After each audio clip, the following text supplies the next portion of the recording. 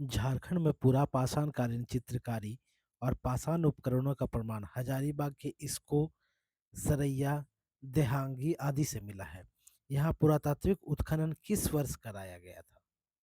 तो दोस्तों, इस बात को भी आप लोग ध्यान रखिएगा कि पूरा पाषाणकालीन चित्रकारी कहाँ से मिला है और उपकरण।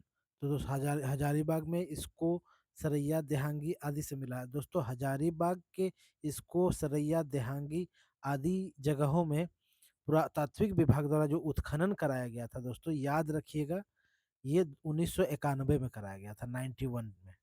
ठीक है।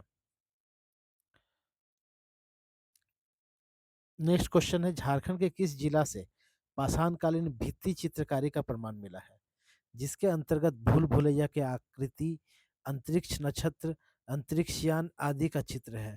तो दोस्तों, हजारीबाग इसका सही उत्तर होगा, है ना। हजारीबाग का बरहगंडा एक प्रमुख पुरातात्विक एवं ऐतिहासिक स्थल है, जिसका संबंध किस काल से है? तो दोस्तों, हजारीबाग के बरहगंडा नामक गांव से तांबा के 49 खानों का साक्ष्य मिला है। ये खान इस क्षेत्र को ताम्र पाषाण कालीन इतिहास से जोड़ता है। इसी काल में प्रारंभिक ग्रामीण बस्तियों का विकास हुआ था। दोस्तों, इसका सही उत्तर हो जाएगा ऑप्शन सी, ताम्र पाषाण युग। झारखंड में ताम्र पाषाणकालीन इतिहास का प्रमुख केंद्र कहाँ था? तो दोस्तों, झारखंड में जो ताम्र पाषाणकालीन इतिहास का प्रमुख केंद्र था वो था दोस्तों सिंहभूम।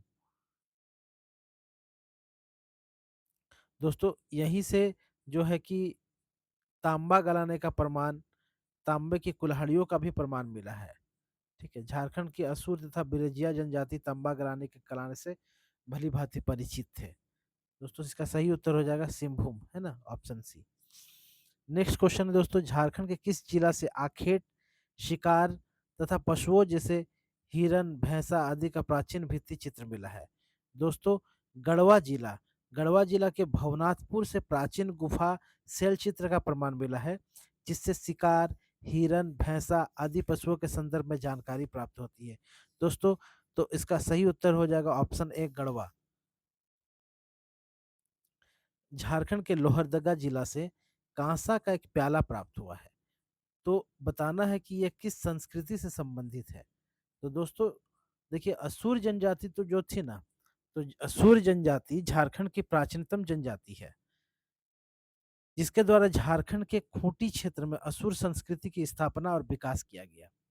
इसी असुर संस्कृति से संबंधित एक पुरातात्विक साक्ष्य कांसा का प्याला लोहरदगा जिला में मिला है दोस्तों। तो दोस्तों, इसका सही उत्तर हो जाएगा, ये किस संस्कृति से संबंधित है? तो असुर संस्कृति दोस्तों, इसका सही उत्तर हो जाएगा। नेक्स्ट क्वेश्चन दोस्तों, झारखंड का वो प्राचीन पुरातात्विक स्थल जहां से एक प्राचीन कब्रगाह का प्रमाण मिला है? तो दोस्तों, लुपुंगडी, है ना, याद रखिएगा ये गांव का नाम। लुपुंगडी से एक प्राचीन कब्रगाह का प्रमाण मिला है, और यहाँ प्राप्त कब्र से तांबा के आभूषण, पत्थर का मनका आदि पाया गया है। दोस्तों, सही उत्तर हो जाएगा लुपुंगडी। झारखंड का वो कौन सा जनजाति है जिसका संबंध ताम्र पाषाण कालीन संस्कृति से नहीं है दोस्तों? तो दोस्तों, झारखंड में जो ताम्र पाषाण कालीन संस्कृति का संबंध है, वो पहले जानिए कि किस किस जनजाति का है। तो दोस्तों, ताम्र का पाषाण कालीन संस्कृति का जो संबंध है वो असुर, बिरहोर और बिरजिया जनजाति से है दोस्तों। यानी ऑप्शन सी सही हो जाएगा, संथाल जाति से इसका संबंध नहीं है दोस्तों। तो ये जो जनजाति जो थी ना, असुर, बिरहोर और बिरजिया जनजाति, ये जनजाति धातु क्रम से संबंधित है दोस्तों। इस संस्कृति का झारखंड का में जो प्रमुख केंद्र था वो सिंहभूम क्षेत्र था। हजारीबाग के बरहगंडा से तांबा की 49 खानों के अवशेष मिले हैं, और सिंहभूम से जो दोस्तों तांबा की कुल्हाड़ी मिली है। ठीक है। नेक्स्ट क्वेश्चन देखिए, झारखंड के किस जिले से 4 पायों वाला एक पत्थर का चौकी का प्रमाण मिला है? दोस्तों, इसका सही उत्तर है पलामू। ठीक है। झारखंड के पलामू के पांडु से 4 पाए वाला एक पत्थर के चौकी का प्रमाण मिला है। ये चौकी जो है वर्तमान में पटना संग्रहालय में अवस्थित है। इसको संग्रहित रखा गया है सुरक्षित रूप से, है ना। और ये जो है वो पटना संग्रहालय की शोभा भी बढ़ा रहे हैं।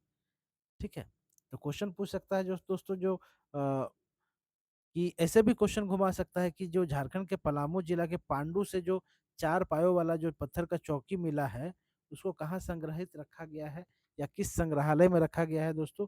तो पटना संग्रहालय में। ठीक है, और कहाँ से मिला है ये? पलामू से दोस्तों। झारखंड में महापाषाण काल संस्कृति की खोज करने वाला पहला पुरातात्विद कौन था? तो दोस्तों इसका सही उत्तर है टी एफ पेपे। ठीक है, तो दोस्तों झारखंड में जो महापाषाण संस्कृति का प्रमाण लोहरदगा, खूंटी और चतरा जिला से प्राप्त हुआ है। झारखंड में इसकी खोज सबसे पहले टी एफ पेपे ने किया था।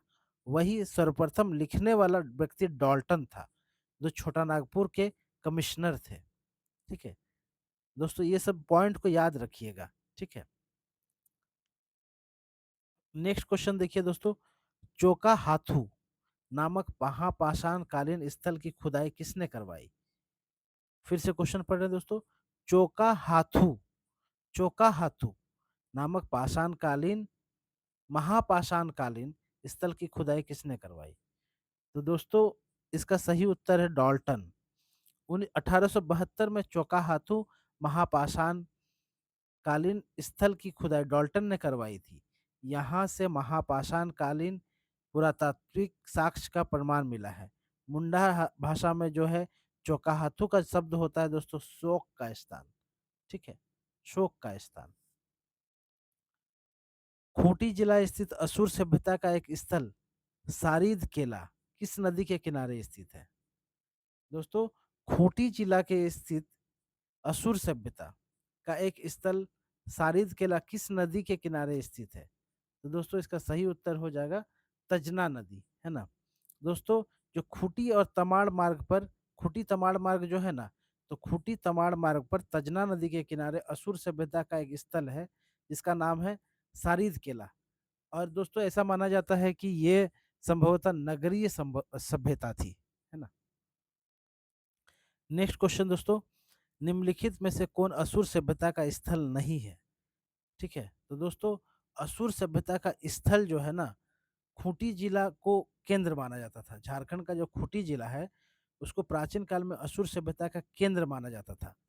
ठीक है, यहाँ के महत्वपूर्ण जो असुर सभ्यता के स्थान जो है वो खूंटी टोला, हंसा, कुजाला, सारिद केला, कटहा टोली, ये इत्यादि हैं दोस्तों। तो वहीं जो है हराडी नाम का भी एक जगह है, वहां से एक प्राचीन मंदिर का भी साक्ष्य मिला है। तो दोस्तों देखिए, यहाँ क्वेश्चन पूछा है कि असुर सभ्यता का स्थल नहीं है। तो दोस्तों अभी बताएं कि असुर सभ्यता का स्थल कौन कौन था? खूंटी टोला, हंसा, सरिद केला और कटहा टोली। तो दोस्तों देखिए, हराडी जो है नहीं था।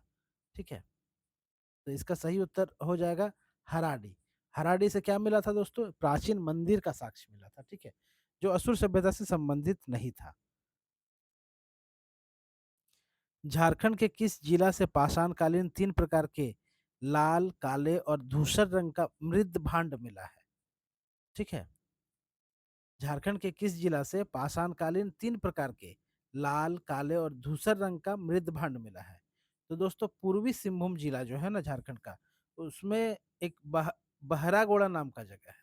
ठीक है, तो बहरागोड़ा के गुहियापाल गांव से खुदाई के दौरान पाषाण काल के मृद भांड प्राप्त हुआ है। यह स्वर्णरेखा नदी के किनारे स्थित है और यहाँ लोहे का जो है हसुआ, मछली कांटा, है ना, पत्थर का मनका इत्यादि मिला है। तो इसका सही उत्तर हो जाएगा दोस्तों पूर्वी सिंहभूम, है ना। नेक्स्ट क्वेश्चन दोस्तों। झारखंड में कहाँ ब्रिटेन के स्टोनहेंज और आयरलैंड के महापाषाण स्थलों के समान खगोल विद्या और गणित आधारित महापाषाण स्थलों का प्रमाण मिला है? दोस्तों देखिए, पुजारी बरवाडी एक महापाषाणकालीन स्थल है जिसकी जानकारी हजारीबाग जिला के बड़कागांव से प्राप्त हुआ है। यहाँ एनटीपीसी का कार्य होने के कारण यह ऐतिहासिक स्थल जो अभी फिलहाल खतरे में है। ठीक है, तो इसका जो सही उत्तर हो जाएगा दोस्तों ऑप्शन बी पुजारी बरवाडी, है ना। नेक्स्ट क्वेश्चन दोस्तों। ऋग्वेद में झारखंड को क्या कहा गया है? तो दोस्तों पहले ही वीडियो में बता चुके हैं, इससे पूर्व के वीडियो को देखिएगा, तो इसमें ही हम बता चुके हैं। तो दोस्तों ऋग्वेद में झारखंड को किकटा नाम, देशो अनारिज के नाम से भी जाना जाता था। ठीक है, और बताए थे दोस्तों, है ना, इसके बारे में डिटेल से बताए हुए हैं। आप वीडियो को अगर नहीं देखे हैं तो कृपया देख लीजिएगा। ठीक है, इसके अनुसार यहाँ के जो लोगों का पैसा जो था पशुपालन था। ठीक है, वैदिक साहित्यों में झारखंड क्षेत्र के लोगों के बारे में क्या कहा गया है?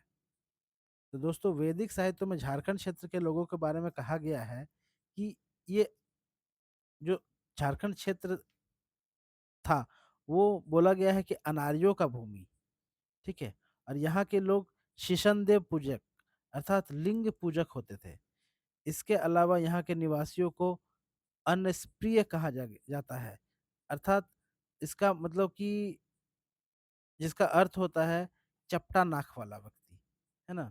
तो दोस्तों देखिए, शिष्णों का ऑप्शन देखिए यहाँ, शिष्ण देव पूजक, चपटे नाक वाला और नाटा कद वाला। तो दोस्तों नाटा कद वाला तो नहीं कहा गया है, लेकिन शिशन देव पूजक और चपटे नाक वाला जरूर कहा गया है। तो दोस्तों ऑप्शन डी हो जाएगा, ए तथा बी, है ना इसका सही उत्तर। झारखंड को व्रात्य प्रदेश किस वैदिक साहित्य में बताया गया है? तो दोस्तों इसका सही उत्तर है अथर्ववेद। दोस्तों ये पहले ही आपको बता चुके हैं, पहले के वीडियो में भी देखिए क्वेश्चन रिपीट हो रहा है। ठीक है, इस जो है कि अथर्ववेद में झारखंड को व्रात्य प्रदेश के नाम से जाना जाता था, और जिसका अर्थ होता था पतित लोगों की भूमि, है ना। और इसको संस्कार विहीन लोगों की भूमि भी बोला जाता था। ठीक है, छठी शताब्दी ईसा पूर्व में झारखंड क्षेत्र के किस महाजनपद के अंतर्गत आता था? जो छठी शताब्दी ईसा पूर्व में झारखंड क्षेत्र जो है वो किस महाजनपद के अंतर्गत आता था? तो दोस्तों झारखंड प्रदेश महाजनपद काल में मगध क्षेत्र के अंतर्गत आता था। ठीक ना, तो इसका हो जाएगा ऑप्शन बी सही उत्तर। और उस टाइम किकट प्रदेश के नाम से इसे जाना जाता था। मगध का जो शासक थे वो जरासंध, अजात शत्रु, महापदम नंद आदि ने मगध क्षेत्र के सेना के लिए हाथी इसी क्षेत्र से प्राप्त किया। ठीक है, और जरासंध स्वयं असुर जाति का शासक था। इसके अलावा झारखंड का संथाल परगना अंग महाजनपद का हिस्सा था, है ना। मगध का वो शासक जो असुर जाति से संबंधित था, दोस्तों अभी आपको बताएं जस्ट कि मगध का शासक जरासंध जो था वो असुर जाति से संबंधित था। इसने अपनी सेना के लिए हाथी तथा लोहे का हथियार इसी क्षेत्र, मतलब वर्तमान का झारखंड जो क्षेत्र है वहां से प्राप्त किया था। जरासंध अपने शत्रुओं को पकड़कर झारखंड के जंगल में छोड़ देता था दोस्तों, है ना। नेक्स्ट क्वेश्चन देखिए, मगध के हर्यक वंश के किस शासक ने झारखंड के जनजातियों को बौद्ध धर्म में शामिल करने का प्रयास किया? तो दोस्तों अजातशत्रु मगध जनपद का एक प्राचीनतम शासक था, जिसने झारखंड के जनजातीय क्षेत्र में बौद्ध धर्म का प्रचार प्रसार करवाया। इसके बाद इस क्षेत्र में बौद्ध धर्म का प्रचार प्रसार अशोक तथा कनिष्क ने भी करवाया था। तो दोस्तों इसका सही उत्तर हो जाएगा अजातशत्रु। नेक्स्ट क्वेश्चन दोस्तों, मगध महाजनपद के किस शासक ने अपने राज्य की सेना में बड़ी संख्या में झारखंड के जनजातियों को शामिल किया था? तो दोस्तों इसका सही उत्तर हो जाएगा नंद वंश के शासक महापदम नंद ने अपनी जो सेना के लिए झारखंड क्षेत्र के जनजातियों को शामिल किया था, और साथ ही इस क्षेत्र से अपनी सेना के लिए हाथी और लोहे का हथियार भी प्राप्त किया था दोस्तों। नेक्स्ट क्वेश्चन है दोस्तों, झारखंड के प्राचीन इतिहास में मगध महाजनपद से संबंधित कौन सा कथन सही है? तो दोस्तों देखिए, सॉरी, ऑप्शन ए है मगध महाजनपद की सेना को हाथी आपूर्ति किया जाता था। दोस्तों ये सही है, पहले ही आपको बता चुके। मगध की सेना में झारखंड के जनजाति शामिल होते थे, ये भी दोस्तों सही है। और झारखंड क्षेत्र से लोहे से बनी हथियार की आपूर्ति होती थी, दोस्तों ये भी सही है, यानी ऑप्शन डी सभी हो जाएगा सही दोस्तों। नेक्स्ट क्वेश्चन दोस्तों, महाजनपद काल में झारखंड के इतिहास से संबंधित कौन सा कथन सत्य नहीं है? तो दोस्तों देखिए, छोटा नागपुर क्षेत्र मगध महाजनपद का हिस्सा था। दोस्तों ये तो सही है। छोटा नागपुर को किक्कर प्रदेश कहा जाता था। दोस्तों ये भी सही है। और संथाल परगना अंग जो है कि वो महाजनपद के अंतर्गत आता था।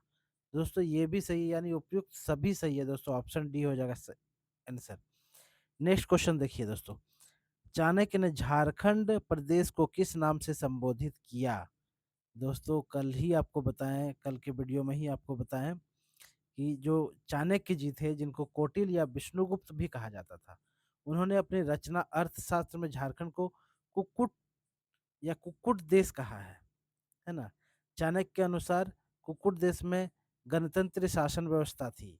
अर्थशास्त्र के अनुसार चंद्रगुप्त मौर्य ने यहाँ आटविक नामक अधिकारी नियुक्त किया था दोस्तों। तो इसका सही उत्तर हो जाएगा ऑप्शन ए, कुक्कुट देश।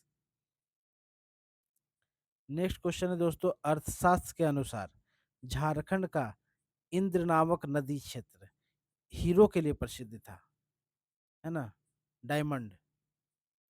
तो ये कौन सी नदी थी? तो दोस्तों इसका सही उत्तर है ये, ठीक है, जो चाणक्य अर्थशास्त्र में वर्णित इंद्र नामक नदी जो है, वो इंद्र नामक नदी ऐसा माना जाता है कि यह संभवतः शंख और ईव नदी का क्षेत्र था। यह हीरो के खनन के लिए प्रसिद्ध था और इस क्षेत्र पर अधिकार हेतु मौर्य शासक झारखंड क्षेत्र की ओर आकर्षित हुए, है ना। नेक्स्ट क्वेश्चन दोस्तों, मौर्यकालीन इतिहास के संदर्भ में झारखंड किसके लिए प्रसिद्ध था? तो दोस्तों हीरो के लिए भी प्रसिद्ध था और हाथी के लिए भी प्रसिद्ध था, लेकिन दोस्तों कहीं भी इतिहास में ये जिक्र नहीं हुआ है कि ये सोने के लिए फेमस था। तो इसलिए ऑप्शन सी आंसर हो जाएगा, ए तथा बी, है ना। तो दोस्तों जो अभी पहले ही बताया कि मौर्यकालीन इतिहास में जो था कि झारखंड प्रदेश हीरा और हाथी के लिए प्रदेश प्रसिद्ध था। हीरो के लिए जो प्रसिद्ध इंद्रनावक प्रदेश था, वही चंद्रगुप्त मौर्य ने अपनी सेना के लिए हाथी जो है कि झारखंड क्षेत्र से मंगवाया था या प्राप्त करता था, है ना। नेक्स्ट क्वेश्चन दोस्तों, कौटिल्य के अनुसार चंद्रगुप्त मौर्य ने झारखंड क्षेत्र में आटविक नामक अधिकारी नियुक्त किया था, जिसका मुख्य कार्य क्या था? ठीक है, तो दोस्तों इसका जो मुख्य कार्य था ना, वो जनजाति पर नियंत्रण करना और जनजातियों और मगध के शत्रु सेना के गठबंधन को रोकना। ठीक है, तो ये भी देखिए सारा क्वेश्चन रिपीट हो रहा है दोस्तों, ध्यान से पढ़िएगा। अगर व्याख्या जो हम बता रहे हैं दोस्तों, ये अगर ध्यान से पढ़िएगा तो आपका पूरा हिस्ट्री कवर हो जाएगा। और जहाँ तक मेरा मानना है कि एक भी क्वेश्चन आपके एग्जाम में नहीं छूटेंगे दोस्तों, ध्यान से पढ़िए। और अगर संभवतः पॉसिबल है, अगर संभव है तो इसको नोट करते जाइएगा। कौटिल्य के अर्थशास्त्र के अनुसार जो है कि चंद्रगुप्त मौर्य ने झारखंड में एक वन अधिकारी नियुक्त किया, जिसका नाम था आटविक। इसका मुख्य कार्य जो था कि झारखंड के जनजातियों का नियंत्रण करना और उनका संपर्क मौर्य राज्य के शत्रु सेना से होने से रोकना था दोस्तों, ठीक ना। देखिए नेक्स्ट क्वेश्चन है, अशोक के किस अभिलेख में झारखंड क्षेत्र के बारे में उल्लेख है? तो दोस्तों जो 13वां अभिलेख है ना अशोक का, वो 13वां अभिलेख में झारखंड क्षेत्र के बारे में उल्लेख है। ठीक है, अशोक अपने जो 13वें शिलालेख है उसमें झारखंड क्षेत्र को आटव प्रदेश से संबोधित किया है दोस्तों, याद रखिएगा, आटव प्रदेश। इस अभिलेख के अनुसार यह प्रदेश जनजातियों का प्रदेश था। अशोक ने इस प्रदेश में बौद्ध धर्म का प्रचार प्रसार करवाया। बौद्ध धर्म के प्रचार हेतु रक्षित नामक धर्म प्रचार को झारखंड में भेजा था, ठीक ना। नेक्स्ट क्वेश्चन देखिए दोस्तों, अशोक ने किस उद्देश्य को ध्यान में रखकर रक्षित नामक एक दूत को झारखंड भेजा था? तो दोस्तों पहले ही बता चुके हैं इससे पहले वाले क्वेश्चन में, ठीक है, कि जनजातियों को जो बौद्ध धर्म का पालन करवाने के लिए, और या फिर बोल सकते हैं कि नैतिकता का पालन करवाने के लिए, ये सही है। जनजातियों को बौद्ध धर्म में दीक्षित करने के लिए। तो दोस्तों ये दोनों सही है, ठीक है, तथा ए तथा बी सही हो जाएगा। मौर्य काल में व्यापार वाणिज्य के लिए प्रसिद्ध वो कौन सा पथ था जो झारखंड क्षेत्र से गुजरता था? तो दोस्तों दक्षिणापथ, ठीक है, इसका सही उत्तर है दक्षिणापथ। जो मौर्य काल में व्यापार होते थे ना, तो मौर्य काल में व्यापार वाणिज्य के लिए प्रसिद्ध जो था वो दक्षिणापथ, जो झारखंड से होके गुजरता था। इसी पथ से नमक का व्यापार होता था दोस्तों, याद रखिएगा, नमक का व्यापार। यह पथ में दक्षिण में स्वर्णगिरी को पाटलिपुत्र से जोड़ने वाला पथ था, ठीक ना। नेक्स्ट क्वेश्चन देखिए दोस्तों, कि किस मौर्यकालीन अधिकारियों का संबंध झारखंड क्षेत्र से था। तो दोस्तों आत्विक, रक्षित और आक्राध्यक्ष, ये तीनों का जो संबंध था दोस्तों झारखंड क्षेत्र से था, ठीक है। और उपयुक्त जो सभी है, मतलब आत्विक, रक्षित और आक्राध्यक्ष जो है, वो मौर्य अधिकारियों का, सभी मौर्य अधिकारी थे। और उपरोक्त सभी जो मौर्य अधिकारी हैं उनका संबंध झारखंड क्षेत्र से था। आत्विक नामक जो अधिकारी को चंद्रगुप्त मौर्य ने नियुक्त किया था, वही रक्षित को जो है अशोक ने भेजा था, वही आक्राध्यक्ष खनन अधिकारी था जो झारखंड क्षेत्र से जुड़ा हुआ था। नेक्स्ट क्वेश्चन देखिए दोस्तों, मौर्यकालीन झारखंड के इतिहास की जानकारी का स्रोत क्या है। तो दोस्तों मौर्यकालीन झारखंड के इतिहास की जानकारी का प्रमुख जो स्रोत माना जाता है वो है चाणक्य का अर्थशास्त्र, मेगास्थनीज के द्वारा लिखी गई जो इंडिका पुस्तक है ना, अशोक का जो 13वां शिलालेख है। ये मुख्यतः तीन है, ठीक है। इन सभी झारखंड की जनजातियां, यहाँ के खनिज तथा मौर्य द्वारा यहाँ नियुक्त प्रशासनिक अधिकारी और धर्म प्रचारकों के संदर्भ में जो है जानकारी मिलती है। एक बार फिर से दोहरा रहे हैं दोस्तों, जो है कि चाणक्य का अर्थशास्त्र, मेगास्थनीज की इंडिका और अशोक का 13वां शिलालेख, ठीक है, जो मौर्यकालीन इतिहास की जानकारी का स्रोत है। नेक्स्ट क्वेश्चन देखिए दोस्तों, मेगास्थनीज के इंडिका में झारखंड प्रदेश के किस जनजाति का उल्लेख विशेष रूप से किया गया है। तो जो मेगास्थनीज थे वो अपनी रचना इंडिका में संथाल परगना क्षेत्र के आदिवासी सोरिया पहाड़िया को उल्लेख किया है।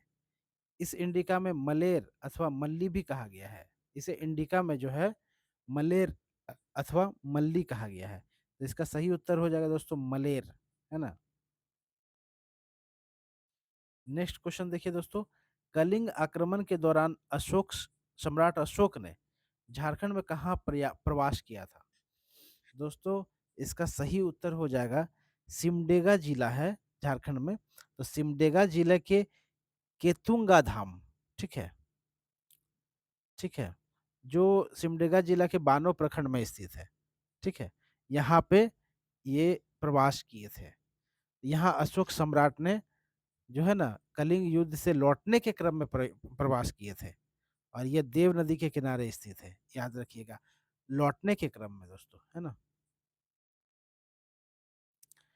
नेक्स्ट क्वेश्चन दोस्तों, मौर्योत्तरकालीन सिक्के झारखंड में कहाँ से प्राप्त हुआ है। तो मौर्योत्तरकालीन जो सिक्के हैं दोस्तों, वो जो है कि पश्चिमी सिंहभूम और रांची दोनों जगह से प्राप्त हुआ है दोस्तों। मौर्य के पतन के बाद जो है कि झारखंड क्षेत्र में विदेशी आक्रांताओं का प्रभाव रहा, जिसकी जानकारी झारखंड के पश्चिमी सिंहभूम और रांची के से प्राप्त मौर्योत्तरकालीन सिक्का से मिलता है। पश्चिमी सिंहभूम के चक्रधरपुर से रोमन सिक्का मिला है, वहीं रांची जिला से कुषाण सिक्का मिला है दोस्तों, याद रखिएगा। पश्चिमी सिंहभूम के चक्रधरपुर से क्या मिला है, रोमन सिक्का। और वही क्या है, रांची जिला से कुषाण सिक्का मिला है दोस्तों, है ना, याद रखिएगा।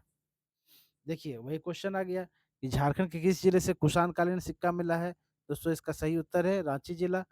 और अभी रोमन रोमन सिक्का कहाँ से मिला है दोस्तों, अभी बताएं आप लोगों को, तो ये मिला है सिंहभूम से, है ना। देखिए नेक्स्ट क्वेश्चन दोस्तों, कनिष्क ने किसे झारखंड में बौद्ध धर्म के प्रचार हेतु हेतु दूत बनाकर भेजा, है ना।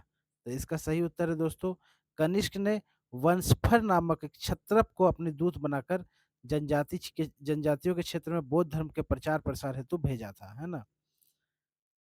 और कनिष्क के ही कल भी आपको बताया था कल के वीडियो में कि कनिष्क के काल में झारखंड की बौद्ध धर्म की एक शाखा जो महायान जिसको बोला जाता है उसको बढ़ावा दिया गया, है ना। तो कनिष्क ने किसे झारखंड में बौद्ध धर्म के प्रचार हेतु दूत दूत बना के भेजा था दोस्तों। तो इसका सही उत्तर है ना, वंशफर। कनिष्क के काल में झारखंड में बौद्ध धर्म के किस शाखा को बढ़ावा दिया गया दोस्तों, अब भी आपको बताएं जस्ट कि महायान शाखा, है ना। और इसके लिए किसको भेजा था दोस्तों, अभी बताएं आपको, वंशफर नामक क्षत्रप को झारखंड भेजा था, है ना, कनिष्क ने। देखिए नेक्स्ट क्वेश्चन है, मौर्योत्तर कालीन झारखंड के इतिहास के संदर्भ में कौन सा कथन सही है है ना। तो यहाँ से मौर्योत्तर कालीन सिक्का मिला है दोस्तों, ये सही है। झारखंड क्षेत्र से होने वाला व्यापार वाणिज्य में विदेशी आक्रमणकारी शामिल थे, तो दोस्तों ये भी सही है। और कुषाण ने झारखंड में धर्म प्रचार हेतु दूत भेजा। ठीक है, दूत का नाम अभी आपको बोलेंगे तो बोलिए बताइए तो क्या नाम है, तो वंशफर, है ना। तो दोस्तों उपयुक्त सभी कथन सही है, ऑप्शन डी हो जाएगा सही, है ना।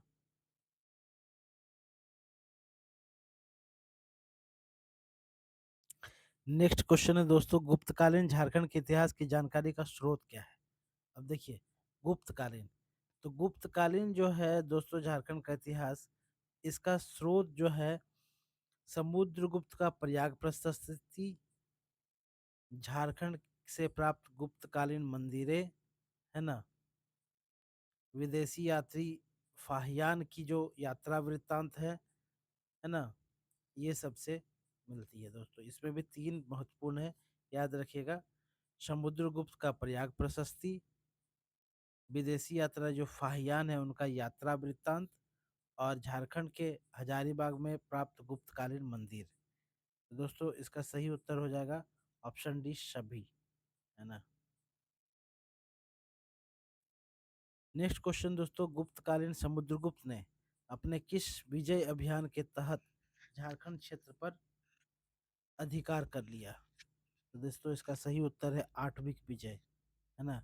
गुप्त शासक जो समुद्रगुप्त थे, उनके प्रयाग प्रशस्ति अभिलेख से यह ज्ञात होता है कि समुद्रगुप्त ने अपने आठवीं विजय अभियान के तहत झारखंड के भूभाग पर अधिकार कर लिया था। और समुद्रगुप्त के आठवीं विजय के बाद गुप्तों के ग्रामीण प्रशासन व्यवस्था से प्रेरित होकर जनजातीय प्रशासन, मुंडा, पाहन, महतो तथा भंडारी व्यवस्था का विकास हुआ दोस्तों। ठीक है, नेक्स्ट क्वेश्चन देखिए दोस्तों, समुद्रगुप्त के प्रयाग प्रशस्ति में झारखंड क्षेत्र को क्या कहा गया है। तो दोस्तों समुद्रगुप्त के प्रयाग प्रशस्ति में झारखंड क्षेत्र को मुरुंड देश कहा गया है दोस्तों, है ना। तो दोस्तों ये मुरुंड प्रदेश उसी आठवीं क्षेत्र का भाग था जिसे उन्होंने जीता था। ठीक है, समुद्रगुप्त ने। नेक्स्ट क्वेश्चन दोस्तों, समुद्रगुप्त के काल में झारखंड क्षेत्र में किस धर्म का बढ़ावा मिला। तो दोस्तों इसका सही उत्तर है वैष्णव धर्म को। ठीक है, गुप्त काल में समुद्रगुप्त ने आठवीं विजय के द्वारा झारखंड क्षेत्र पर अधिकार कर लिया, और गुप्त शासक वैष्णव धर्म के अनुयायी थे। ठीक है, और इसके फलस्वरूप क्या हुआ कि झारखंड में जो समुद्रगुप्त के प्रभाव से वैष्णव धर्म का प्रभाव बढ़ा, जबकि बौद्ध धर्म का प्रभाव घटा, है ना। नेक्स्ट क्वेश्चन देखिए दोस्तों, किस भारतीय शासक का झारखंड क्षेत्र में प्रभाव पड़ने पर बौद्ध धर्म का पतन आरंभ हो गया। तो अभी आपको बताया दोस्तों, जो कनिष्क समुद्रगुप्त जब आए तो वैष्णव धर्म का मतलब वैष्णव धर्म बढ़ने लगा और बौद्ध धर्म का पतन होने लगा, है ना। नेक्स्ट देखिए, वो विदेशी यात्री जो गुप्त काल में झारखंड क्षेत्र की व्यवस्था का वर्णन किया हो। तो दोस्तों इसका सही उत्तर है फहियान, है ना। गुप्त शासक चंद्रगुप्त विक्रमादित्य के काल में चीनी यात्री फाहियान भारत आया था, जिसका यात्रा वृत्तांत फोको क्वी है ना। फाहियान अपनी यात्रा वृत्तांत में झारखंड को कुक्कुड़ लाल से संबोधित किया है दोस्तों। जो फाहियान का जो है यात्रा वृत्तांत, उसका नाम याद रखिएगा, पूछ सकता है एग्जाम में, फोको क्वी, है ना। तो इसका सही उत्तर हो जाएगा दोस्तों ऑप्शन सी फाहियान, है ना। झारखंड में कहाँ से गुप्तकालीन मंदिरों का प्रमाण मिला है। तो दोस्तों गुप्तकालीन मंदिर जो है वो झारखंड में हजारीबाग के महुदी पहाड़ी से और कोडरमा के सतगावा से मिला है दोस्तों। ठीक है, इसके अलावा जो है कि अ, बस यही दो जगह से मिले हैं। हजारीबाग जिला के बड़का गांव में महुदी पहाड़ जो है वहीं से गुप्तकालीन मंदिर का प्रमाण मिला है, और जो इन मंदिरों का निर्माण पत्थर को काट कर किया गया है। इसके अलावा कोडरमा के सतगावा प्रखंड से गुप्तकालीन मंदिर के अवशेष का प्रमाण मिला है। वहीं रांची के पिठोरिया से गुप्त काल का एक कुआं भी प्राप्त हुआ है दोस्तों। झारखंड में किस जिला से एक गुप्तकालीन कुआं का प्रमाण मिला है? ठीक है दोस्तों। दोस्तों अभी आपको बताएं, है ना, कि जो रांची का पिठोरिया है, वहां से गुप्त काल का एक कुआं का प्रमाण मिला है दोस्तों। तो कहाँ है दोस्तों? रांची। ठीक है। अगर प्रॉपर जगह का नाम पूछे तो रांची का जो है पिठोरिया, है ना। नेक्स्ट क्वेश्चन दोस्तों, निम्नलिखित में से किसने झारखंड में बौद्ध धर्म के विरुद्ध असहिष्णु नीति का पालन किया? तो दोस्तों इसका जो है सही उत्तर है शशांक। ठीक है। शशांक जो थे वो गोंड वंशीय शासक थे। तो गोंड वंशीय शासक शशांक शैव धर्म का अनुयायी था। इसने झारखंड क्षेत्र में के अनेक बौद्ध विहारों को नष्ट कर दिया था, अनेकों बौद्ध प्रतिमा को तुड़वाया था, बौद्ध भिक्षुओं पर जो है दोस्तों अत्याचार किया। और इन सब की जानकारी वेनसांग यात्रा, जो वेनसांग का यात्रा वृत्तांत है, शियो की से ज्ञात होता है ना।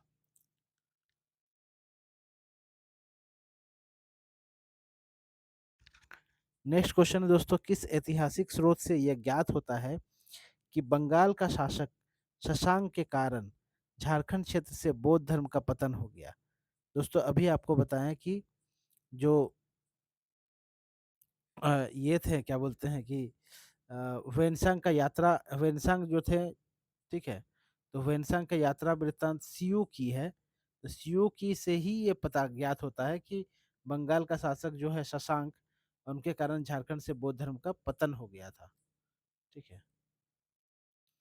नेक्स्ट क्वेश्चन दोस्तों, प्राचीन काल के किस भारतीय शासक की राजधानी झारखंड क्षेत्र में अवस्थित थी?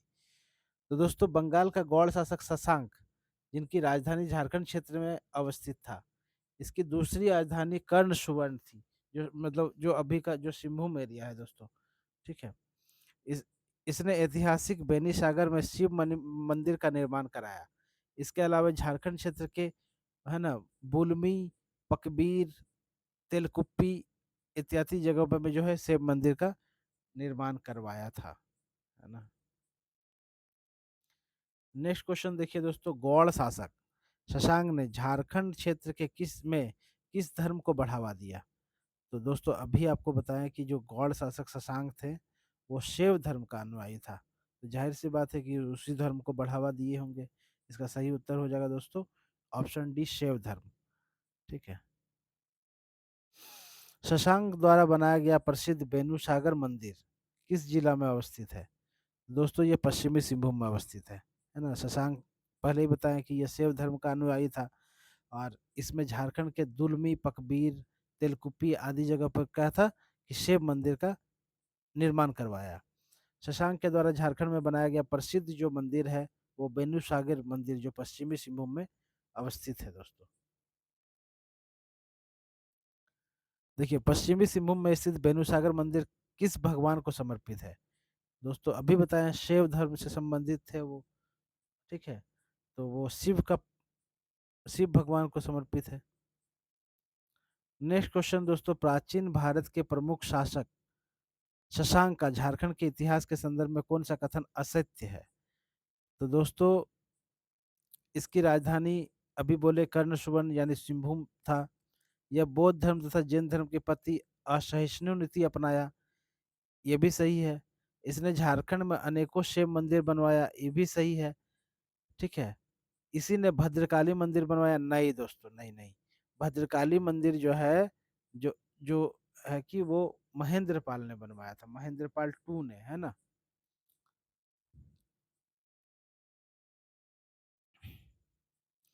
नेक्स्ट क्वेश्चन दोस्तों, हर्षवर्धन और फेनसांग की मुलाकात सर्वप्रथम कहाँ हुई? तो दोस्तों कांकजोल। ठीक है। कांकजोल जो है वो संथाल परगना में, ठीक है, संथाल परगना के कांकजोल में हर्षवर्धन और चीनी यात्री वेनसांग की मुलाकात होती है दोस्तों। वेनसांग ने अपनी यात्रा वृत्तांत सीयू के में राजमहल क्षेत्र को कांकजोल नाम से संबोधित किया है ना। जो संथाल परगना का जो राजमहल क्षेत्र है ना, उसी क्षेत्र को कांकजोल नाम से संबोधित किया गया है। नेक्स्ट क्वेश्चन देखिए दोस्तों, झारखंड का वो क्षेत्र जिस पर उत्तर भारत के महान शासक हर्षवर्धन का शासन था, तो इसका सही उत्तर दोस्तों राजमहल। ह्वेनसांग के जो चीनी यात्री ह्वेनसांग थे, उनके यात्रा वृत्तांत से यह ज्ञात होता है कि हर्षवर्धन के राज्य क्षेत्र के अंतर्गत झारखंड का राजमहल क्षेत्र भी आता था, जिसे ह्वेनसांग ने कांकजोल से संबोधित किया। और हर्षवर्धन से पूर्व यहाँ गौड़ शासक शशांक का शासन शासन था। नेक्स्ट क्वेश्चन है दोस्तों, ह्वेनसांग के यात्रा वृत्तांत सीओकी के अनुसार झारखंड के संदर्भ में कौन सा कथन असत्य है? तो दोस्तों, छोटा नागपुर प्रदेश को किलो ना सुफालाना कहा गया है दोस्तों, ये सही है ना। राजमहल को कर्ण सुवर्ण कहा गया है? नहीं दोस्तों, कर्ण सुवर्ण किसको कहा गया है ना। कर्ण सुवर्ण क्या बोलते हैं कि जो राजमहल को सियोकी कहा गया है दोस्तों। कर्ण सुवर्ण किसको? सिंहभूम क्षेत्र को कर्ण सुवर्ण कहा गया है ना। तो दोस्तों, इसका मतलब बी ऑप्शन जो है गलत है ना। और सी देखिए है, देखते हैं, गौड़ शासक ने बौद्ध धर्म के विरुद्ध असहिष्णु नीति अपनाया। सही है दोस्तों। काकजूल प्रदेश पर हर्षवर्धन का अधिकार था, हाँ सही है। ठीक है, यानी ऑप्शन बी गलत है।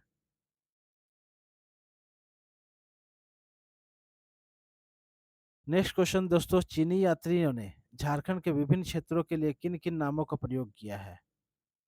ठीक है, चीनी यात्रियों ने, ठीक है, देखिए, तो इसका सही उत्तर हो जाएगा दोस्तों, देखिए, कुक्कुटलाट, कांकजोल और कर्ण सुवर्ण। ठीक है, चीनी यात्री जो थे वो फाहियान थे।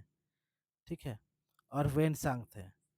तो फाहियान ने अपनी यात्रा वृत्तांत में झारखंड क्षेत्र के लिए कुक्कुटलाड़ नाम का प्रयोग किया है। वही वेनसांग ने छोटा नागपुर प्रदेश के लिए कर्ण सुवर्ण। दोस्तों, यहाँ पे हम गलत बताए थे थोड़ा, आप लोग इसको सुधार, मतलब अगर नोट कर रहे होंगे तो सुधार लीजिएगा। कर्ण सुवर्ण जो है दोस्तों, है ना, छोटा नागपुर प्रदेश के लिए प्रयोग हुआ था, हम बोले सिंहभूम यहाँ। तो राजमहल को जो कर्ण सुवर्ण कहा गया है, ये तो गलत है ही। कर्ण सुवर्ण किसको कहा गया है? छोटा नागपुर क्षेत्र को। और राजमहल को क्या बोला गया था दोस्तों? कांकजोल कहा गया था, है ना।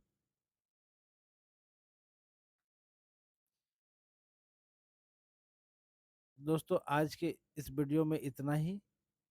फिर नए टॉपिक के साथ नया वीडियो लेके आएंगे, तब तक के लिए धन्यवाद। अगर वीडियो अच्छा लगा तो कृपया इसको लाइक कर दीजिए, और चैनल को अभी तक आप लोगों ने अगर सब्सक्राइब नहीं किया है तो कृपया कर दीजिए। धन्यवाद।